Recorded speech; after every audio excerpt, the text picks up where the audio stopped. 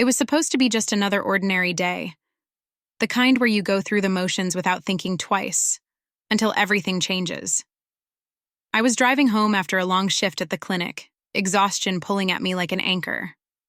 The rain hammered against my windshield, the wipers barely keeping up. One moment I was gripping the wheel, trying to see through the storm, and the next, darkness. When I opened my eyes, I wasn't in my car. I wasn't anywhere I could recognize. Instead, I was standing in a vast, endless expanse of light. It wasn't blinding or harsh, but soft and all-encompassing, like being wrapped in a warm embrace. The air, or whatever passed for air in this place, was thick with peace, so tangible it was almost a living thing.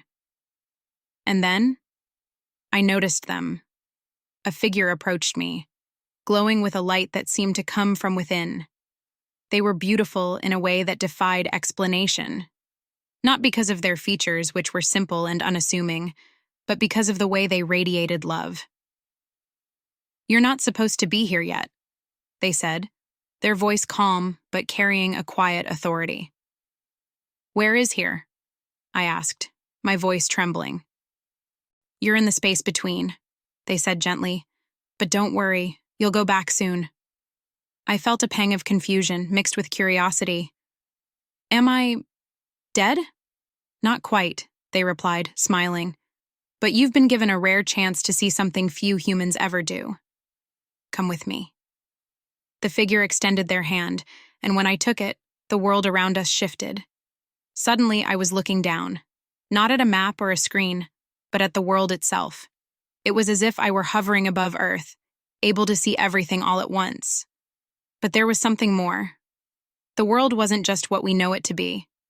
I could see layers, shimmering like translucent veils stacked on top of one another.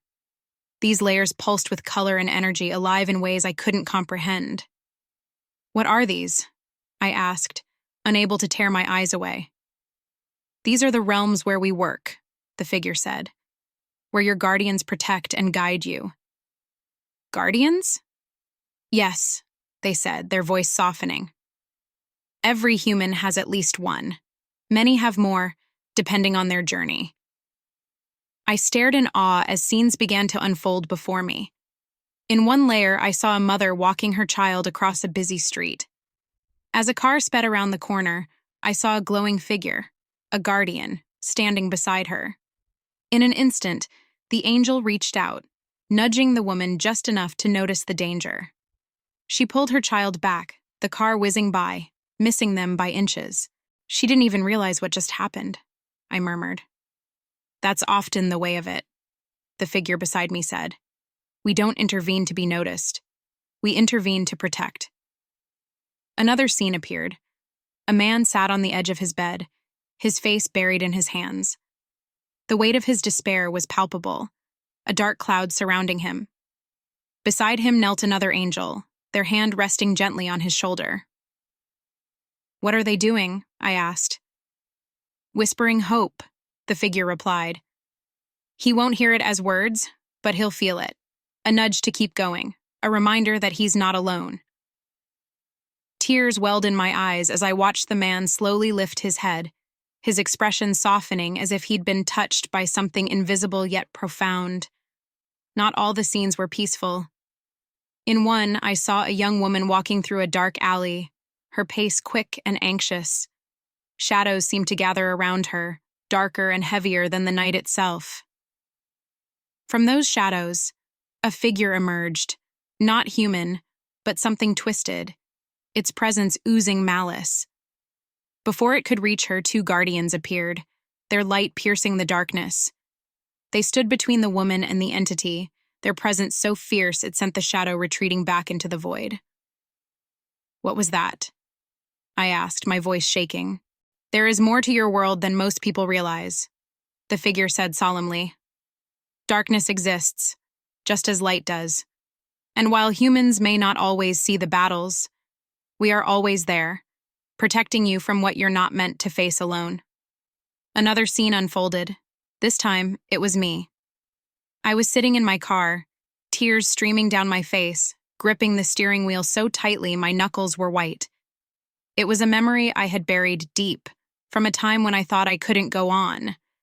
I saw myself take a deep breath, staring at the road ahead, contemplating the unthinkable. Beside me sat a guardian, their hand resting on mine.